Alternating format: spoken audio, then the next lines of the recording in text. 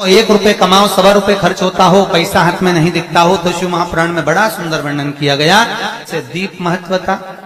घर में 2 दिए हमेशा रखना चाहिए, घी का दिया हो चाहे तेल का दिया।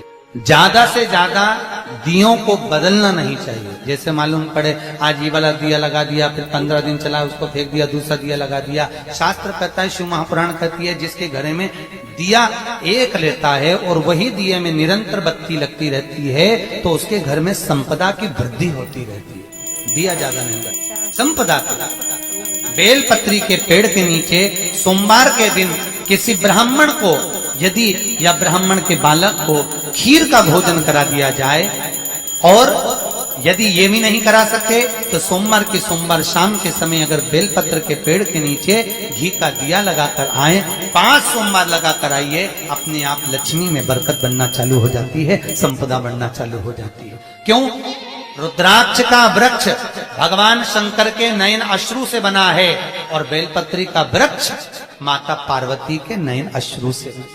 इसलिए बेलपत्री के पेड़ के नीचे शाम को दिया लगाने से लक्ष्मी की प्राप्ति होती है। व्यापार नहीं चलता तो लक्ष्मी आती है, कहीं पैसा डूब गया तो लक्ष्मी प्राप्त होती है। हजारों लाखों गुना पुण्य बेलपत्री के पेड़ के नीचे की मिट्टी का शिवलिंग बनाकर पूजन करने से प्राप्त हो जाता है। हजारों लाखों गुना पुण्य। जिस लड़का लड़की का विवाह नहीं होता, बेलपत्री के पेड़ के नीचे शिवलिंग का निर्माण कर कर, उसका पूजन कर कर, आराधना कर कर, घी का दिया लगाकर शंकर भगवान के शिवलिंग का विसर्जन शाम के समय करे। एक घी का दिया मंदिर से विसर्जन के बाद आकर फिर बेलपत्री के पेड़ के नीचे लगाए और बेलपत्री के पेड़ के नीचे लगाकर 7 परिक्रमा बेलपत्री के पेड़ की कर ले।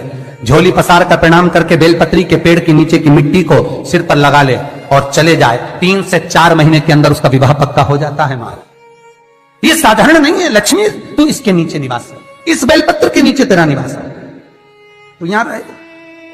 पहले भी कथाओं में करा है, कैसी भी रोग हो, कैसी भी बीमारी हो, बस निवेदन इतना है, अगर ज्यादा बीमारी घेर कर रखी है, 1 लोटा पानी, कलश में जल, थोड़ा दूध, और जो व्यक्ति बीमार है उसका वस्त्र उस लोटे को छूला, एक बेलपत्र उसमें पटक दो और शंकर भगवान पर, शिवलिंग पर, कोई भी शिवलिंग जो मंदिर में हो, चाहे वो गुप्तेश्वर शिवलिंग हो, कुबेरेश्वर हो, माहेश्वर हो, बटकेश्वर हो, पिपलेश्वर हो, नर्मदेश्वर हो, सोमेश्वर हो, नागेश्वर हो, धनेश्वर हो, हरीश्वर हो, कोई भी शिवलिंग जो आपके नजदीक में हो, जो मंदिर आपके पास में, 1 लोटा पानी ले जाकर जो बीमार है उसके नाम से नाम और गोत्र बोलकर शंकर को समर्पित कर दो।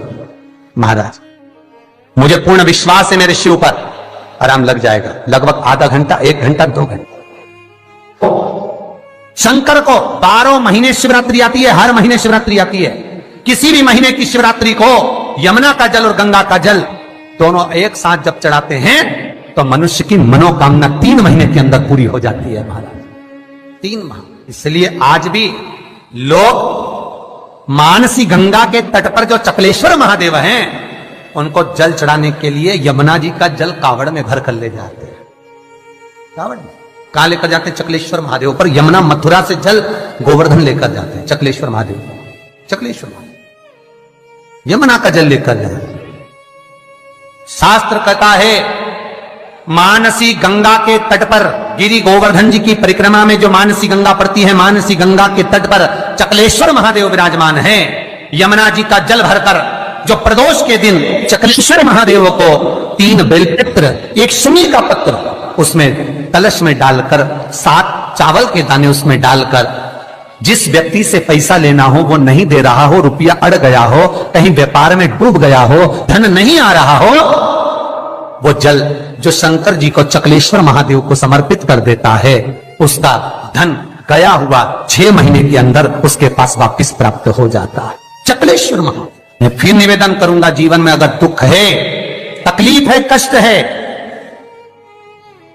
है ज्यादा, तो शमी वृक्ष की 108 पत्तियां, 133 पत्तियां, 111 पत्तियां, शमी वृक्ष की पत्तियों को लो, शंकर भगवान पर समर्पित करो, फिर जल चढ़ाओ, फिर समर्पित करो, फिर जल चढ़ाओ, फिर समर्पित करो, फिर जल चढ़ाओ।